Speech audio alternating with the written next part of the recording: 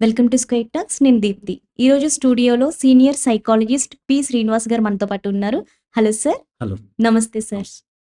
Sir ఇప్పుడు దేశంలో, ప్రపంచంలో ఎక్కడ చూసుకున్నా సరే ఎడిక్షన్‌కి బాగా అలవాటవుతున్నారు. అసలు ఈ ఎడిక్షన్ అంటే ఏంటి సార్?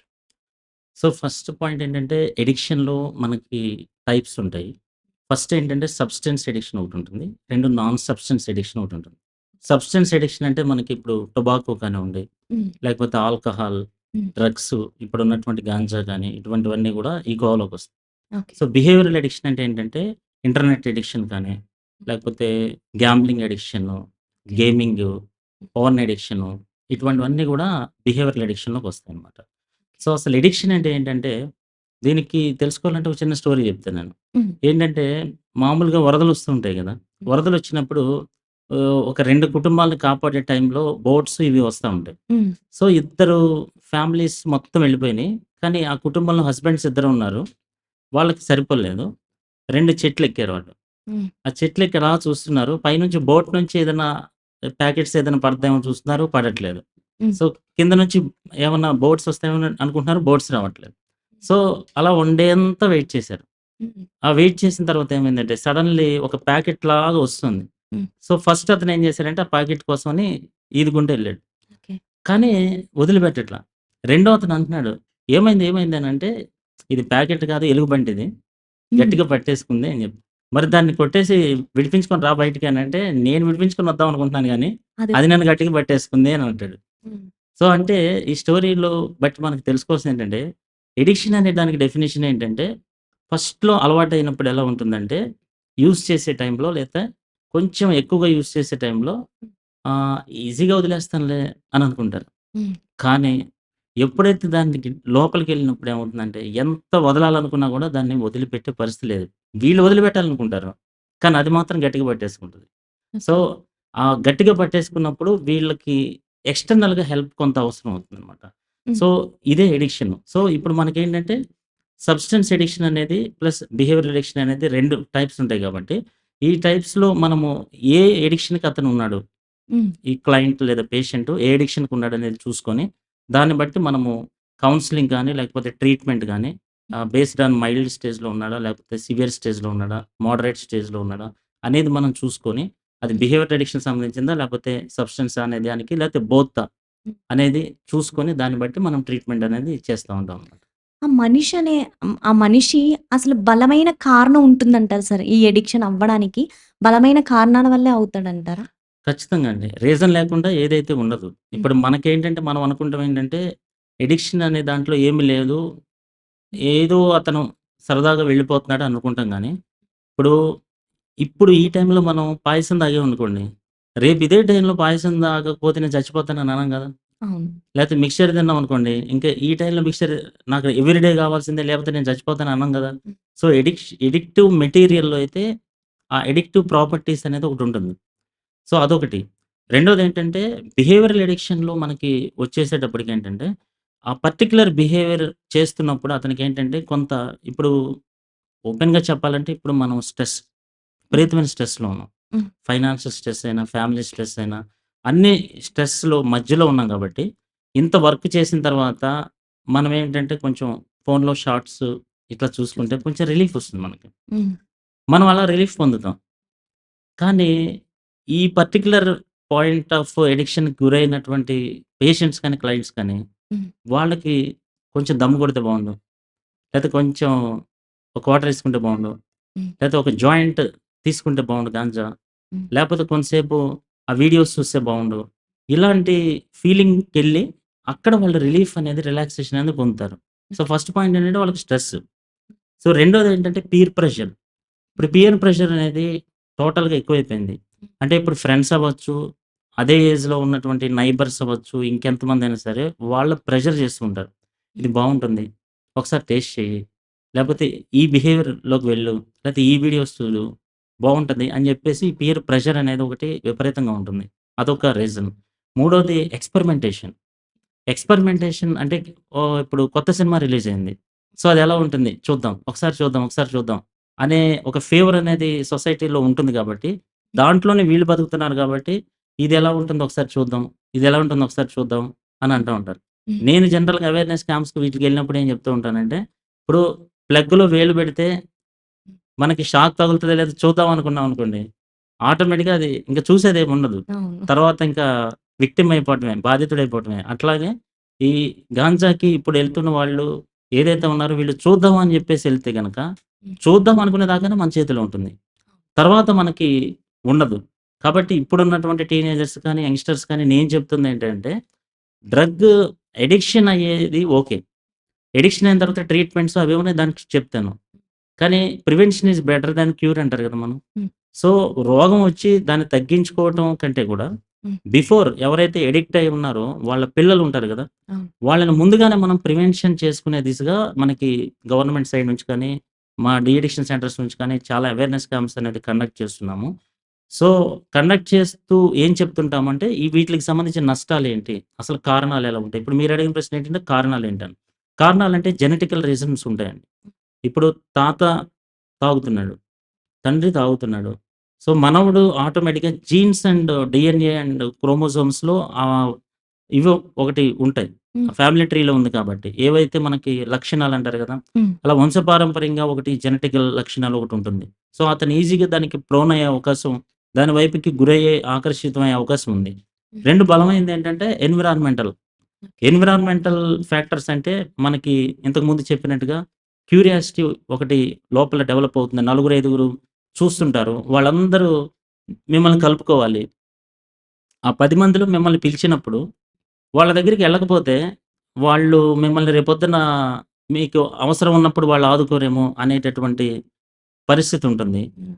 ఇంకా చెప్పాలంటే ఇంకొన్ని రీజన్స్ ఏంటంటే సైకలాజికల్ రీజన్స్ ఉంటాయి. అంటే యాంగ్జైటీ ఉండొచ్చు కొంతమందికి, హ్మ్. డిప్రెషన్ ఉండొచ్చు, లేతే చిన్నప్పుడు చైల్డ్‌హుడ్ ట్రామాస్ ఉండొచ్చు, హ్మ్. లేకపోతే వాళ్ళ పేరెంట్స్ కానీ, సిబ్లింగ్స్ కానీ ఎవరో ఒకళ్ళు లాస్ అయ్యి ఉండొచ్చు. ఈ విధమైనటువంటి ఆ ట్రామాకు గురైనటువంటి వ్యక్తులు గూడా ఈజీగా అడిక్షన్‌కి వెళ్ళేటటువంటి అవకాశం ఉంది. అది బిహేవియరల్ అడిక్షన్ అవ్వచ్చు. లేకపోతే అది కంటిన్యూయస్‌గా గేమింగు, హ్మ్. ఈ గ్యాంబ్లింగు ఇవన్నీ వాడుతూ ఉన్నప్పుడేంటంటే, కొంచెం మనకి ఫస్టు ఆట ఆడేటప్పుడు ఏమవుతుందంటే, ఈ బెట్టింగ్‌లో గాని, వీటిలలో గాని కొద్దిగా అమౌంటొస్తాయి ఫస్ట్. హ్మ్. వచ్చినప్పుడు ఈజీగా ఉంది గదా! హ్మ్. అని అనిపిస్తది. ఆ తర్వాతకి ఎళ్ళే కొలది ఏమవుతుందంటే, అక్కడ గ్రూప్ ఆఫ్ పీపుల్ ఆపరేట్ చేస్తూ ఉంటారు గాబట్టి, హ్మ్. ఇతని దగ్గర ఉన్న అమౌంట్ మొత్తం పోయే పరిస్థితొస్తుంది. అప్పుడు ఇతను ఇంకా అప్పులు జేసుకోవటం, ఆ తర్వాత ఇంకా అప్పులు జేసుకోవడం లాస్ట్‌కి ఇంకా విక్టిమ్ అయ్యి, ఇంకా వీళ్ళు తల్లిదండ్రులు మళ్ళీ ఆ అప్పులు తీర్చుకోవటం, తర్వాత జాగ్రత్తగా ఉండని చెప్పటం, మళ్ళీ ఆ తర్వాత మళ్ళీ దానికి అడిక్షన్ గురవుతాడు. ఎందుకంటే దానికి ప్రాపర్‌గా అతను కౌన్సెలింగ్ లేదు. ప్లస్ ట్రీట్మెంట్ లేదు. హ్మ్. కాబట్టి అదే పాత అలవాటుకి మళ్ళీ ఎళ్ళిపోతాడు. మళ్ళీ ఎళ్ళిపోయినప్పుడు ఏమవుతుంది ఈసారి లోన్స్ యాపుల దగ్గర లోన్స్ తీసుకుంటాడు. చాలా కేసెస్ మనం చూస్తున్నాం ఇప్పుడు. హ్మ్. సో, ఆ తర్వాత ఏంటి ఇంక పేరెంట్స్ మేము కట్టమని చెప్తే ఏమంటాడు? నేను సూసైడ్ చేసుకున్నా చచ్చిపోతాను అనే పరిస్థితికి అతనొస్తాడు. సో, అప్పుడు మనకి కౌన్సెలింగ్ దగ్గరికి తీసుకొస్తారు లాస్ట్ స్టేజ్‌లో. సో, అప్పుడేంటి మనం పేరెంట్స్‌కి కౌన్సెలింగ్ ఇవ్వాలి. ప్లస్ అతనికి విక్టిమ్‌కి అతనికి కౌన్సెలింగ్ ఇవ్వాలి. కొంతసేపు ఈ కౌన్సెలింగ్స్ అన్నీ ఇచ్చి, హ్మ్. తనకి కొంత ఈ డైవర్షన్ అనేది చేస్తూ ఉంటామనమాట. హ్మ్. సో, అవన్నీ కూడా ఏంటంటే డీ అడిక్షన్ సెంటర్స్‌లో వీటిలలో కూడా జరుగుతుంటాయి. ప్రెజెంట్ అయితే బిహేవియరల్ అడిక్షన్‌కైతే మనకి సెంటర్స్ ఏమి లేవు. హ్మ్. ప్రెజెంట్ కౌన్సెలింగ్ త్రూ నడుస్తుంది. బట్ సబ్‌స్టెన్స్ అడిక్షన్స్‌కైతే మాత్రం ఖచ్చితంగా డీ అడిక్షన్ సెంటర్‌లో ట్రీట్మెంట్స్ అవి అందుతున్నాయన్నమాట. ఖచ్చితంగా డీ అడిక్షన్ ట్రీట్మెంట్స్‌కి వెళ్ళినట్లయితే హ్మ్. దాన్ని అధిగమించొచ్చంటారా? పాజిబుల్ అంటారా? అది ఏంటంటే ఇప్పుడు క్లయింట్ దగ్గర నుంచి మనకి ఫస్ట్ ఆఫ్ ఆల్ విల్లింగ్ అవసరం అండి. హ్మ్. క్లయింట్ నేనెలా అయినా మారాలి. నేను చేస్తుంది తప్పే. హ్మ్. దీనివల్ల నా ఫ్యామిలీకి నష్టం జరుగుతుంది. ఓకే. దీనివల్ల నా ఫైనాన్స్ చాలా దెబ్బతింటుంది. మొత్తం ఫైనాన్స్ అంతా పోతున్నాయి. డబ్బులు చాలా ఇబ్బందవుతున్నాయి. మూడోది ఫిజికల్‌గా నష్టాలవుతున్నాయి నాకు. హ్మ్. నా ఆరోగ్యం దెబ్బతింటుంది. ఇటువంటివన్నీ తనకి తెలియాలి. అంతేగాని తను నా తాగుడు నా ఇష్టం. నా డబ్బులు పెట్టి నేను తాగుతున్నాను. నువ్వెవడో అడగటానికి అనే పరిస్థితిలో ఉన్నప్పుడేంటంటే, హ్మ్. అతను జనరల్‌గా ప్రీ కాంటెంప్లేషన్ స్టేజ్‌లో ఉంటాడు. హ్మ్. అంటే అతనికి చేస్తుంది తప్పనేది అసలు అతనికి తెలీదు. సో, అప్పుడు ఫ్యామిలీ వాళ్ళెవరైనా సరే వాళ్ళ భార్య గాని, తల్లి గాని, పిల్లలు గాని, పెద్దవాళ్ళైతే పిల్లలు గాని తీసుకొచ్చి డీ అడిక్షన్ సెంటర్‌లో బలవంతంగా ఏస్తూ ఉంటారు. బలవంతంగా మేము వెహికల్స్ అవి పంపించి తీసుకొస్తాము. సో, అప్పుడు మేము కౌన్సెలింగ్ చేసి, తనని మోటివేట్ చేసి, "నువ్వు చేస్తుంది ఈ ఫలితాలుంటాయి" అనే విధంగా చెప్పినప్పుడు తను మోటివేట్ అయ్యి, ఓకే. నాది రాంగ్, నాది మిస్టేక్, నేను కమిట్ చేస్తుంది కరెక్ట్ కాదు అని అనుకున్నప్పుడు తను కాంటెంప్లేషన్ స్టేజ్‌లోకి తీసుకెళ్తాం మనం. హ్మ్. సో, అప్పుడు గనక తను డిజైర్ ఏదైతే ఉందో దీని నుంచి బయటపడాలనే డిజైరు అది 10%, 50%, 90% అనే దాన్ని బట్టి మనకి రిజల్ట్స్ అయితే ఆధారపడి ఉంటాయి. హ్మ్. So, de addiction centre treatment అయితే అది సైకియాట్రీ ఉంటుంది. ప్లస్ కౌన్సెలింగ్ ఉంటుంది. మనకి లోపల యాక్టివిటీస్ ఉంటాయి. హ్మ్. సో, ఇవన్నీ కలగలిపి మనకి నర్సింగ్ సర్వీసెస్ కానీ, మిగతా ఆర్ట్ థెరపీ ఉంటుంది. So, yoga, meditation, exercise, activities ఇట్లాంటివన్నీ కూడా ఇండివిడ్యువల్ సెషన్స్ ఉంటాయి. రీఎడ్యుకేటివ్ సెషన్స్ ఉంటాయి. ఫ్యామిలీ సెషన్స్ ఉంటాయి. ఇవన్నీ కలగలిపి మనం కష్టపడి ప్రయత్నం చేస్తే ఒక 1 ½ మంత్ గాని, 2 మంత్స్‌లో గాని తను కోలుకునే అవకాశం అయితే ఉంది. But relapse గురవుతాడు. రిలాప్స్ అంటే ఏంటంటే, ఇప్పుడు వచ్చి డిశ్చార్జ్ అయిన తర్వాత కొన్ని రోజులు బానే ఉంటాడు. హ్మ్. కానీ తర్వాత తను మళ్ళీ రిలాప్స్ అంటే పాత అలవాట్లోకి మళ్ళీ యథాతథంగా వెళ్ళిపోయే అవకాశం ఉంటుంది. హ్మ్. సో, అందుకని ఏం చేస్తామంటే మనం ఫాలో అప్ కంపల్సరీగా చెప్తాం డిశ్చార్జ్ అయిన తర్వాత. హ్మ్. ప్లస్ ఫాలో అప్ కౌన్సెలింగ్స్ ఇస్తాము. సో, రిలాప్స్ ప్రివెన్షన్ ఎలా జరుగుతుంది? రిలాప్స్ ముందే ఇప్పుడు హార్ట్ అటాక్ వచ్చే ముందు హ్మ్. మనకు కొన్ని సైన్స్ ఉంటాయి గదండీ! అవును. ఈ చెయ్యి బాగా లాగటం అనో, హ్మ్. చెస్ట్ పెయిన్ రావటం అనో, ఓకే. కొన్నుంటాయి సైన్స్ మనకి. హ్మ్. గుండె అదే గాలి ఆడకపోవటం అనో, ఇలా సైన్స్ ఉంటాయి. హ్మ్. Warning signs. హ్మ్. ఇలాగ ఇప్పుడు రిలాప్స్ అయ్యే ముందర అంటే తను మళ్ళీ తిరిగి పాత అలవాటుకెళ్ళే ముందర ఆ సైన్స్ కొన్నుంటాయి వార్నింగ్ సైన్స్. హ్మ్. అవన్నీ ఏంటంటే క్లియర్‌గా పేషెంట్‌కి మనం ఎక్స్‌ప్లెయిన్ చేస్తాం. హ్మ్. ప్లస్ ఫ్యామిలీకి కూడా ఎక్స్‌ప్లెయిన్ చేస్తాం. ఎందుకంటే ఇప్పుడు మీకు ఫ్యామిలీ సపోర్ట్ చాలా అవసరం ఇక్కడ. హ్మ్. సో, ఫ్యామిలీ సపోర్ట్ ఎంతవరకు అవసరం అంటే, ఇప్పుడు ఒక జారుడు బండ ఉంటుంది గదండీ ఆ! మనకి. అవును. పిల్లలు ఆడుకునేది. హ్మ్. సో, ఈ వ్యసనం నుంచి బయటికి పడటం అంటే పైకెక్కటం లాంటిది. హ్మ్. ఇప్పుడు పైకి తను ఎక్కుతూ, ఎక్కుతూ, ఎక్కుతూ మధ్యలోకొచ్చేటప్పటికి తను వదిలేసాడనుకోండి, హ్మ్. యువతల పట్టుకోవడానికి ఫ్యామిలీ ఉండాలి. హ్మ్. వన్స్ ఫ్యామిలీ గట్టిగా ఆ టైంలో పట్టుకుంటే తను మళ్ళీ ఎక్కడానికి అవకాశం ఉంటుంది. సో, అలా ఏ ఏరియాలో ఫ్యామిలీ సపోర్ట్ అవసరం అనేది ఇండివిడ్యువల్ కేస్ స్టడీ చేసుకొని, దాని ప్రకారం మనం ఫ్యామిలీ సపోర్ట్ అనేది ఇస్తూ ఉంటాము. సో, రిజల్ట్స్ అయితే ప్రెజెంట్ అయితే హోప్‌ఫుల్‌గానే ఉన్నాయి మనకి. మోర్ దాన్ 70% అయితే రిజల్ట్స్ ఉంటున్నాయి. సో, మిగతా వాళ్ళేంటంటే most of the times relapse అయ్యి కొద్ది కాలం తర్వాత వాళ్ళు దీని మీద ఓవర్‌కమ్ చేయగలుగుతున్నారు. సార్ నాకు తెలిసిన మా కొలీగ్స్‌లోనే ఒక కేసుంది సార్. ఓకే. అతను మొత్తం చాలా వరకు అప్పులు చేసి వెళ్ళిపోయాడు. హ్మ్. అతను నేను మారతాను, నాకొక ఛాన్స్ ఇవ్వండి అని కూడా చెప్తున్నాడు. మనం ఇచ్చే అవకాశాలేమన్నా ఉంటాయంటారా? అంటే ఇప్పుడు ఫస్ట్ ఆఫ్ ఆల్ అతనితో కౌన్సెలింగ్ చేస్తే హ్మ్. మనకేంటంటే మనకు పైకి కనిపించే రీజన్ ఒకటుంటుంది. హ్మ్. లోపల అతనికి రీజన్ ఏంటనేది మనకి తెలియాలి ఫస్టు. హ్మ్. సో, ఇంతకుముందు నేను సీనియర్ సైకాలజిస్ట్ హర్రాఘవ్ గారు 6 ఇయర్స్ బ్యాక్ ఒక వీడియో చేశారు. హ్మ్. ప్రవర్తనలో మార్పు సాధ్యమేననే ఉంటుంది. హ్మ్. వీలైతే ఆ లింక్ మీరు ప్రొవైడ్ చేయండి. హ్మ్. దట్స్ అన్ ఎక్సలెంట్ వీడియో అనమాట. ఓకే. సో, దాని ప్రకారం ఏంటంటే నేననుకోవటం, హ్మ్. అందులో చెప్పిన పాయింట్సే మనం ఎడిక్షన్ యాంగిల్‌లో నేను చెప్తూ ఉంటా బయట క్లయింట్స్‌కి కూడా. అదేంటంటే ఇప్పుడు యాటిట్యూడ్ అనేది మనిషికి ఫార్మ్ అవ్వటానికి ఒక 2 పాయింట్స్ ఉంటాయి. ఒకటేంటంటే రిపిటేటివ్‌గా అదే పనిగా చెప్పటం. హ్మ్. దాంట్లో ఏమీ లాజిక్ ఉండదు. హ్మ్. అంటే నసపెట్టటం అనమాట. "నువ్వు మారు, నువ్వు మారు, నువ్వు మారు, మారొచ్చు కదా! మారొచ్చు కదా! మారొచ్చు కదా!" అని చెప్పి కంటిన్యూయస్‌గా భార్య లేని వాళ్ళు గాని, తల్లులు గాని వీళ్ళందరూ ఫ్యామిలీ మెంబర్స్ ఒత్తిడి చేస్తూ ఉంటారు. ఆ! సో, అతనికి ఎందుకు మారాలో తెలీదు. హ్మ్. నేనెందుకు మారితే ఏం నాకు వస్తుంది అనేది తెలీదు. ఎలా మారాలో కూడా తెలీదు. ఆ టైంలో ఎంతమంది చెప్పినా సార్, హ్మ్. కూర్చోపెట్టి పెద్దలవ్వనివ్వండి, ఇంకెవ్వరు ఎంతమంది చెప్పినా, ఓకే. అతను ఏం మాట్లాడేవాడంటే, నేనిదే చేసి హ్మ్. మీకందరికి నేనేంటో చూపిస్తా. ఓకే. ఓకే. ఇందులో తప్ప నేనింకెక్కడ సంపాదించలేను. హ్మ్. హ్మ్. ఇందులో వచ్చిందే నేను సంపాదించి అందరికీ ప్రూవ్ చేస్తా హ్మ్. అని అనేవాడట. ఓకే. అంతే ఎంత బలంగా దాని మీద ఉన్నాడో చూడండి. అవును. ఇలాంటి కేసెస్‌ని మనం అధిగమించగలమంటారా? చేయొచ్చండి. అంటే ఈజీ మనీకి జనరల్‌గా అలవాటు పడతారు. ఇప్పుడు చూడండి నాకు తెలిసిన ఒక సైకాలజిస్ట్ కూడా ఉన్నారు. హ్మ్. ఇలాగే వాళ్ళ సిస్టర్‌కి ఏదో కొంచెం మనీ ప్రాబ్లమ్ అని జెప్పేసి హ్మ్. వర్క్ ఫ్రమ్ హోమ్ జాబ్స్ అని జెప్పేసి స్టార్ట్ చేశారు. హ్మ్. వాళ్ళు ఏం లేదు. ఒక హాఫ్ అన్ అవర్ టైపింగ్ ఏదో సంథింగ్ పంపిస్తారు డేటా ఎంట్రీ. ఈజీగా ఉంటదది. హ్మ్. అది చేసేటప్పటికి 8,000 10,000 మొత్తం పడిపోయినాయి. హ్మ్. సో, రెండో రోజు చేసేటప్పటికి 16,000 ఎంతో పడేటప్పటికి, ఇంకా వీళ్ళకి హోప్ స్టార్ట్ అవుతది గదా! వీళ్ళని జెన్యూనే, వీళ్ళు నిజమే అని జెప్పి. హ్మ్. తర్వాత రోజు వీళ్ళని ఒక గ్రూప్‌లో పెట్టారు. ఆ గ్రూప్‌లో చూస్తే 15,000 కట్టినోళ్ళకి 30,000 వస్తున్నాయి. హ్మ్. 2 డేస్‌లో. హ్మ్. అట్లా వస్తున్నాయని వీళ్ళు గూడా 15,000 కట్టారు. 30,000 అయింది. 30,000 అయింది కదా! అని చెప్పేసి ఈసారి ఏం చేశారంటే 50,000 కట్టారు. 1,00,000 అవుతదని. కాలా. హ్మ్. అప్పుడు ఆ 1,00,000 ఎందుకు కాలేదని అడిగితే 1,00,000 కట్టండి 2,00,000 అన్నారు. 1,00,000 కట్టారు. హ్మ్. కాలా. తర్వాత 2,00,000 కట్టారు. హ్మ్. 4,00,000 5,00,000 అయిపోతాయని చెప్పి. తీరా చూస్తే 3,50,000 లాస్ అయిపోయిన తర్వాత నాకు కాల్ చేశారు. హ్మ్. ఇప్పుడు బిఫోర్ కాల్ చేస్తే మనకది ఈజీగా అర్థమవుతుంది కదా! మోసం అని. హ్మ్. కానీ వాళ్ళకెందుకు అర్థం కావట్లేదనుకుంటున్నారు? హ్మ్. వాళ్ళు మిగతా ఏరియాస్‌లో ఇంటెలిజెంట్‌గానే ఉంటారు. హ్మ్. మిగతా అన్ని హెల్త్ కాన్షియస్ ఉంటారు. కొన్ని కొన్ని సార్లు ఎక్సర్‌సైజ్ చేస్తారు. అన్నీ వేరే వేరే ఏరియాలో బాగా స్ట్రిక్ట్‌గా, స్ట్రాంగ్‌గా ఉంటారు. చాలా తెలివితేటలుగా ఉన్న వ్యక్తులుగా మనకు కనపడతారు. హ్మ్. కానీ ఆ పర్టిక్యులరు ఎమోషన్‌లోకెళ్ళినప్పుడు హ్మ్. వాళ్ళకేమవుతుందంటే ఒక రకమైన ట్రాన్స్‌లోకెళ్తారు వాళ్ళు. హ్మ్. అప్పుడు ట్రాన్స్‌లోకెళ్ళినప్పుడు ఏమవుతుందంటే వాళ్ళు ఎవరిని హెల్ప్ తీసుకోవాలనిపించదు ఆ టైంలో. ఎందుకనిపించదంటే ఎవరికైనా ఫోన్ చేశామనుకో డిస్కరేజ్ చేస్తారు. హ్మ్. అది అది కరెక్ట్ కాదు. అది మోసం. ఎందుకంటే మీరు రెండో తరగతి పుస్తకాల్లోనే దురాశ అవును. దుఃఖానికి చేయటం ఉంటుంది గదండీ! హ్మ్. అది లిటిల్ బిట్ కామన్ సెన్స్. మనం కష్టపడకుండా మనకేది రాదు. పైగా అక్కడ బెట్టింగ్ సంస్థలు పెద్ద పెద్ద సంస్థలున్నాయి. సో, వీళ్ళకేంటంటే వీళ్ళ మైండ్ సెట్ ఏంటంటే ఈజీగా నాకు రావాలి. హ్మ్.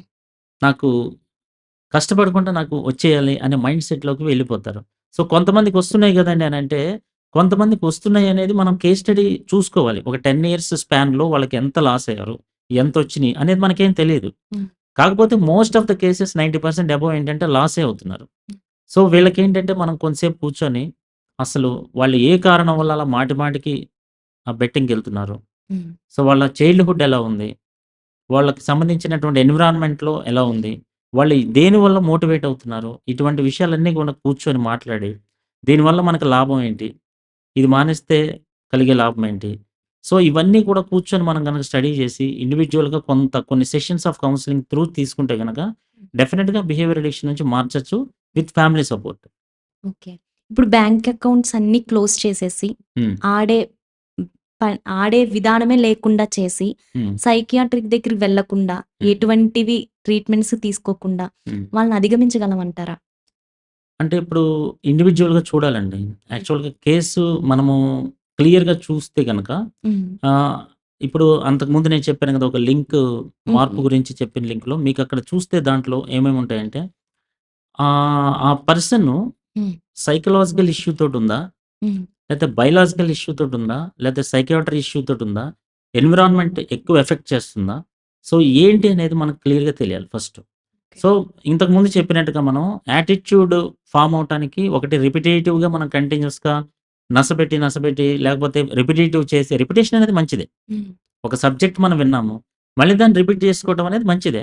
హ్మ్. సో, కానీ దానికి లాజిక్ లేకుండా మనం కంటిన్యూయస్‌గా చెప్తే, హ్మ్. నువ్వు మారొచ్చు కదా! మారొచ్చు కదా! అని చెప్తే వర్కౌట్ కాదు. హ్మ్. సో, కౌన్సెలింగ్‌కొచ్చేది ఎందుకంటే మనం కొంచెం అట్రాక్టింగ్‌గా చెప్తారు. హ్మ్. కొంచెం ట్రూత్‌ఫుల్‌గా చెప్తారు. హ్మ్. లాజిక్‌గా చెప్తారు. అంటే వరల్డ్ వైడ్‌గా ఉన్న డేటాని మనం చెప్తాం. ఓకే. నెక్స్ట్ కొన్ని ఇంట్రెస్టింగ్ కేస్ రిపోర్ట్స్ చెప్తాం. హ్మ్. ఎక్స్‌పర్ట్స్ ఒపీనియన్ చెప్తాం. సైంటిఫికల్‌గా ఏమవుతుందనేది చెప్తాం. సో, నేనేం చేస్తానంటే క్లయింట్స్‌కొచ్చినప్పుడు అది సబ్‌స్టెన్స్ అడిక్షన్ అయినా, బిహేవియరల్ అడిక్షన్ అయినా గూడా హ్మ్. వాళ్ళని కూర్చోబెట్టి క్లియర్‌గా సైంటిఫికల్‌గా మనము ప్రూవెన్ టెక్నిక్స్ గాని విత్ డయాగ్రమాటికల్ తోటి ఆడియో, వీడియో ప్రెజెంటేషన్ తోటి కొంచెం షార్ట్ ఫిల్మ్స్ కానీ, హ్మ్. లేపోతే షార్ట్ మూవీస్ కానీ వాటిలి రిలేటెడ్ మనం ప్రెజెంట్ చేస్తూ, ప్లస్ ఇంతకుముందు ఎవరైతే దాన్ని ఓవర్‌కమ్ చేశారో వాళ్ళతోటి షేరింగ్ ఆఫ్ దేర్ ఎక్స్‌పీరియన్సెస్ ఇవన్నీ చేస్తుండటం వల్ల కొంత యాటిట్యూడ్‌లో హ్మ్. చేంజెస్ వచ్చే అవకాశం ఉంటుంది. ఇంక మీరన్నట్టు ఇంకా బిహేవియర్‌లో చేంజ్ రావాలంటే, హ్మ్. మళ్ళీ దానికి 3 పాయింట్స్ చెప్పారు. ఆ వీడియోలోనే మీరు చూస్తే, హ్మ్. ఒకటి పెయిన్ వర్సెస్ ప్లెజరు, హ్మ్. రెండోది స్ట్రెంగ్త్ ఆఫ్ డిజైరు, మూడోది యాక్సెప్టెన్స్ బై ద సొసైటీ అని చెప్పారు. సో, పెయిన్ వర్సెస్ ప్లెజర్ అంటే ఇప్పుడు అతనికి ఆ బిహేవియరు చేస్తే పెయిన్‌ఫుల్ ఉందా? ప్లెజర్ ఉందా? అనేది చూస్తాం. హ్మ్. ఇప్పుడు అతనికి ఆ బిహేవియరు నాకింకా చేయాలనే ఉంది. నాకు ఇంకా ఫుల్ ప్లెజర్‌గానే ఉంది అనంటే గనక, ఆ ప్లెజర్‌ని పెయిన్‌ఫుల్‌గా చూపించే విషయాలు మనం చెప్తాం. హ్మ్. ఓకే. తన ఇంప్రెషన్ అనేది నెగెటివ్ చేస్తాం దానికి. ఓకే. రెండోది తనకింకా డిజైర్ లెవెల్ ఎంతుంది అని క్రేవింగ్స్ అంటారు వీటిల్ని. క్రేవింగ్స్ అంటే ఏంటంటే ఇప్పుడు స్ట్రాంగ్ డిజైర్. డిజైర్ అందరికి ఉంటుంది. బట్ ఏంటంటే ఎక్కువగా ఉంటుంది వాళ్ళకి ఆ డిజైర్. ఏ డిజైర్ అంటే నేను మళ్ళీ ఎక్కడైతే పోగొట్టుకున్నానో ఆ గ్యాంబ్లింగ్‌లోనే మళ్ళీ వెళ్తా. హ్మ్. ఎళ్లి అక్కడే నేను సాధిస్తా. ఎట్లైనా సరే నేను మళ్ళీ కొడతా. నేనేంటో నిరూపించుకుంటా. అనే ఫీలింగ్‌లోకి వాళ్ళు ఎళ్ళిపోయి క్రేవింగ్స్ స్టార్ట్ అవుతాయి. ఇప్పుడు మీరు అప్పంతా తీర్చేసారనుకోండి. ఇప్పుడు ఆయనకు 25,00,000 అయిందనుకోండి. కోట్లు కూడా పోగొట్టుకున్నోళ్ళున్నారు యాక్చువల్‌గా. వాళ్ళ అప్పులన్నీ తీర్చేసిన తర్వాత ఏమవుతుందంటే, ఇంక నేను ఎప్పటికి ఆడనని చెప్తారు. హ్మ్. నిజంగా కూడా వాళ్ళు ఎప్పటికి ఆడరు హ్మ్. అని అనుకుంటారు యాక్చువల్‌గా అప్పటి వరకు. కానీ హ్మ్. 1 మంత్ దాటిన తర్వాత ఏమవుతుందంటే, హ్మ్. అగైన్ వాళ్ళకి అబ్సెషన్ స్టార్ట్ అవుతుంది. హ్మ్. ఒక్కసారి ఆడు, ఒక్కసారి ఈ ఒక్కసారికి చూడు అనేది స్టార్ట్ అవుతుంది. సో, అప్పుడు ఆ క్రేవింగ్‌ని మనము ఎట్లా ఓవర్‌కమ్ చేయాలి అనే స్ట్రాటజీస్ తెలియకపోతే, హ్మ్. ఆటోమేటిక్‌గా అతను మళ్ళీ క్రేవింగ్‌కే బలైపోతాడు. ఆ కోరికకి బలైపోతాడు. బలైపోయి మళ్ళీ వెళ్ళిపోతాడు. అది తాగుడు కూడా అంతే యాక్చువల్‌గా. లేతే గాంజా కూడా అంతే. వాళ్ళు కూడా అంతే. ఒక 4 ఇయర్స్ మానినోళ్ళు గూడా కంటిన్యూయస్‌గా మళ్ళీ రిలాప్స్‌కి గురవుతూ ఉంటారు. మళ్ళీ ఆటోమేటిక్‌గా పాత దాంట్లోకి ఎందుకెళ్తారంటే, ఆ స్ట్రాంగ్ డిజైర్ అనేది కంటిన్యూయస్‌లీ ఆ అబ్సెషన్ అనేది లోపల స్టార్ట్ అవుతుంది. కంటిన్యూయస్‌గా నువ్వు తీసుకో, ఒకసారి తీసుకో, ఇంతకుముందు మిస్ అయ్యావు. కానీ ఈసారి బావుంది. ఈసారి మార్కెట్ చాలా అనుకూలంగా ఉంది. ఇలా కొంతమంది ఇప్పుడు బయట నుంచొచ్చి కొంతమంది ఫ్రెండ్సు ఎక్స్‌టర్నల్ స్టిమ్యులై అని ఉంటుంది. ఎక్స్‌టర్నల్‌గా కొంతమంది ఇంటర్నల్ క్రేవింగ్స్‌ని డెవలప్ చేస్తారు. సో, వాళ్ళకి మనం ఏం చెప్తామంటే డ్రగ్ అయితే గనక డ్రగ్ రిఫ్యూజల్ స్కిల్స్ అనేది నేర్పిస్తూ ఉంటాం. వీటిలకైతే గనక బిహేవియర్ ఏదైతే ఉందో ఆ బిహేవియరల్ అడిక్షన్ రిఫ్యూజల్ స్కిల్స్ అనేది చెప్తూ ఉంటాం. సో, లాస్ట్ ఏంటంటే యాక్సెప్టెన్స్ బై ద సొసైటీ. తన చుట్టుపక్కల ఉన్న సొసైటీ ఈ బిహేవియర్ చేస్తే యాక్సెప్ట్ ఉంది అని అనుకుంటే తను మూవ్ అవుతాడు. హ్మ్.